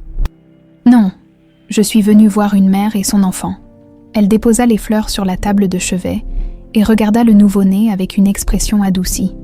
« Elle est magnifique. » Laure émit un rire sans joie. « Magnifique et condamnée. Quelle mère peut-elle espérer avoir ? Une criminelle emprisonnée pendant ses premières années de vie. » Un silence s'installa, lourd de non-dits, puis Laure, évitant le regard d'Hélène, ajouta d'une voix presque inaudible. « Les services sociaux viendront la chercher demain. Et ensuite, une famille d'accueil, je suppose, l'adoption peut-être. » Elle fixa un point invisible au loin. « Je ne veux pas qu'elle grandisse avec le poids de mon nom, de mes erreurs. » Hélène s'assit au bord du lit, contemplant ce petit visage innocent. Elle a droit à sa famille, Laure, à connaître ses origines. « Quelle famille ?» rétorqua amèrement Laure. « Son père qui me déteste, son oncle en prison, ses demi-frères et sœurs qui ont toutes les raisons de me haïr. » Hélène prit une profonde inspiration. « Pierre et moi, nous pourrions nous en occuper. » Laure la dévisagea, incrédule. « Toi, tu prendrais soin de l'enfant de la femme qui a essayé de te voler ta vie. Je sais ce que c'est de grandir séparé d'une partie de son histoire, » répondit simplement Hélène. « Je ne souhaite ça à aucun enfant. » Les larmes montèrent aux yeux de Laure, les premières qu'elle versait depuis son arrestation. Dans un geste qui surprit les deux femmes, elle tendit le bébé à Hélène. « Aurore, » dit-elle doucement. « J'ai pensé l'appeler Aurore, comme un nouveau jour. » Hélène prit délicatement l'enfant dans ses bras, émerveillée par sa légèreté. « C'est un beau nom, un nom d'espoir. » Laure ferma les yeux, épuisée mais étrangement apaisée. « Ne lui dis pas qui je suis, pas avant qu'elle soit prête, qu'elle ne porte pas ce poids. Un jour, elle voudra savoir, » répondit Hélène. « Et ce jour-là, ce sera à elle de décider ce qu'elle veut faire de cette vérité. » Le chalet de montagne, baigné dans la lumière dorée du soleil couchant, semblait accueillir la famille improbable qui s'y était réunie. Pierre et Hélène avaient décidé de s'y installer temporairement, loin de l'agitation médiatique qui avait suivi le procès, loin aussi des souvenirs contradictoires que le manoir Perrin évoquait pour tous. Sur la terrasse en bois, Mathis et Chloé jouaient aux échecs, leur nouvelle complicité fraternelle s'exprimant à travers une rivalité bon enfant. À côté d'eux, dans un berceau, la petite Aurore dormait paisiblement, son souffle régulier berçant étrangement toute la maisonnée. Madame Raymonde, installée dans un fauteuil confortable, les observait avec un mélange de fierté et de mélancolie. Sa santé déclinait rapidement malgré le traitement expérimental que Pierre avait financé, mais elle avait tenu bon, déterminée à voir cette famille reconstituée trouver un semblant d'équilibre. « C'est ici que tout a commencé, d'une certaine façon, » dit Hélène en rejoignant Pierre qui contemplait le paysage montagneux. « C'est vers cette région que je me dirigeais quand Hector m'a intercepté. » Pierre prit sa main, caressant doucement l'anneau qu'elle portait à nouveau. « Et c'est ici que nous recommençons, ensemble. » À cet instant, Hélène sortit délicatement son pendentif en croissant de lune. « J'ai réfléchi beaucoup ces derniers temps. Ce bijou a été ma seule connexion avec mon passé pendant toutes ces années. » Elle le détacha de son cou. « Mais maintenant, je n'en ai plus besoin de la même façon. » Sous les yeux surpris de Pierre, elle sortit un petit outil de sa poche et, avec une précision délicate, sépara le pendentif en 2 moitiés parfaites, l'émeraude se divisant naturellement selon une fissure invisible jusqu'alors. « Je ne savais pas qu'ils pouvaient se séparer, » murmura Pierre. Fasciné, moi non plus, jusqu'à ce que je retrouve le souvenir de ma grand-mère me montrant ce secret. Hélène garda une moitié du croissant et tendit l'autre à Pierre. Une pour Hélène, une pour Solène. Les 2 femmes que je suis, que j'ai été, que je serai toujours. Pierre prit la moitié qui lui était offerte. Comprenant la profonde symbolique de ce geste, ils appelèrent les enfants qui les rejoignirent sur la terrasse. Hélène s'agenouilla devant Chloé et lui passa autour du cou la moitié du pendentif qu'elle avait gardé. « Ceci est l'héritage de Solène, » dit-elle doucement. « La force que j'ai développée pendant ces années d'anonymat, la résilience, la capacité à reconstruire à partir de rien, je te la confie. » Pierre s'approcha de Mathis et lui remit l'autre moitié. « Et ceci est l'héritage d'Hélène, la persévérance, la loyauté, la foi en la vérité qui finit toujours par triompher. » Les 2 adolescents touchèrent de leurs pendentifs respectifs, émus par ce rituel improvisé qui scellait leur nouvelle identité familiale. « Et pour Aurore ?» demanda Chloé, regardant la petite endormie. Hélène sourit. « Quand elle sera en âge de comprendre, vous partagerez tous les 2 vos pendentifs avec elle, pour qu'elle sache qu'elle fait partie de cette histoire, de cette famille, malgré les circonstances de sa naissance. » Madame Raymonde essuya discrètement une larme. « Les vieilles légendes disent que le croissant de lune protège ceux qui le portent, » murmura-t-elle, « qu'il garde les secrets du cœur.